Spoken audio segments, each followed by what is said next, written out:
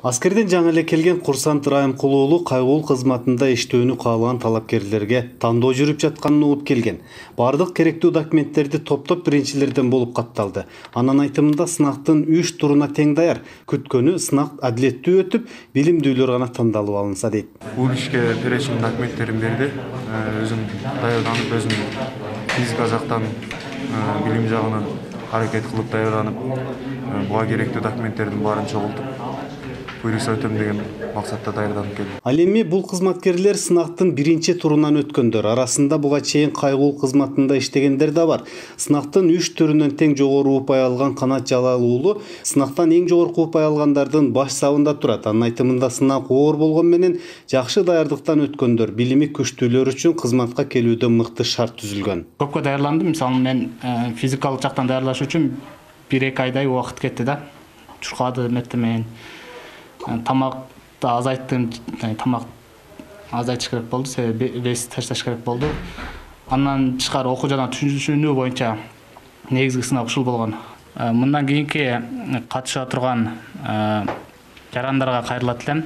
Өзүнүн билим деңгээлин, физикалык жактан даярдыгы күчтүү болгон болсо, кеңири катышып, эч тоскоолдуксуз өтсө болот. Келгиле, иштегиле, биздин катарыбызга кошулгула, мамлекет үчүн, эл үчүн кызмат дайыма даярбыз. Кайгылуу кызматынын жетекчилигине чейин сынак аркылуу тандалып алынган. Биринчи турда өткөндөр учурда 22 предметтен окутуулардан өтүп жатышат. Окуу процесси 3 ай жүргүзүлөт. Акырында ар бир кызматкер кайрадан сынак тапшырып, андан кийин гана ишин башташат. Ал эми сынактан кулагандар экинчи турдан тандалып алынган кызматкерлер менен биргеликте дагы 3 ай окуудан өтүшөт, деди окутуучу Зарима Иминканова. Азыр эми биринчи этап болуп атат, биринчи курс.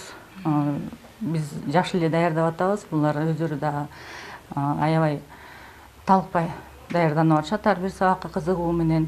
Эми бул мен ойлойм баары эле өтүп кетет деп. Өтпөй калгандар болсо, кийинки потокко кайра экинчи турдагылар менен может быть келиши мүмкүн, бирок бул учурда бизде пересдача деген маселелер каралган. Сынак 3 этаптан жүргүзүлөт. Кайрадан төзүлүп жаткан түзүмдүн материалдык техникалык базасы жакшыртылат. Кызматкерлердин ишмердүүлүгүн көзөмөлдөөнү күчөтүүнү өлкөнүн антикоррупциялык органдары жүргүзөт. Ошондой эле жол коопсуздугун камсыздоодон сырткары кызматка коомдук коопсуздукту камсыздоо менен укук бузууларга бөгөт коюу. Андан сырткары 102 кызматынын алкагында жарандардан түшкөн кайрылууларга ыкчам аракет көрүү милдети жүктөлгөн. Мындан сырткары коопсуз шаар долбоорунун бир компоненти болгондуктан маалымат алуу жана берүү да жакшыртылат. Булар тууралуу Ички иштер министрлигинен жол коопсуздугун көзөмөлдөө башкы башкармалыгынын башчысынын орун басары Нур Сатыбалдиев билдирди. Жаңы жабдыктар менен жабдыгоо жана видео треккерлер, жанагы наручник пост, чынжырлар болот. Анда жаңы цифровизированный атайын рациялар. Бул жанагы радио байланыш кызматкерлердин ортосунда тез оперативдүү түрдө жана кылмышты болтуруу максатында ош шаарында алдын ала иштерди алып барыш үчүн маалыматтарды 102 чакырып менен да иштөө боюнча дагы ошол жагында оперативностьту күчөтүү боюнча дагы ошон үчүн атайын рациялар менен жабдалган. Бүгүнкү күндө биз жолдун коопсуздук камсыздоо башкы башкармалыгынын жетекчилигинин тапшырмасы негизинде ош шаарында атайын биз уже байланыш түйүмүнүн жаңыртуу жана күчөтүү максатында атайын ретрансляторду койдук. Бул байланышты күчөтөт да.